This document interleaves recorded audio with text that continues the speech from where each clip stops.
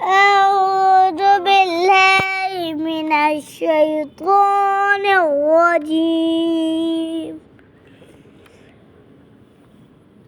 بسم الله الرحمن الرحيم.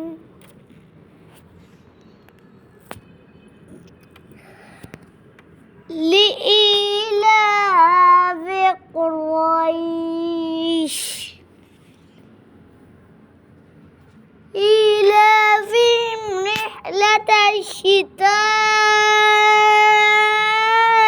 والصيف فليعبدوا رب هذا البيت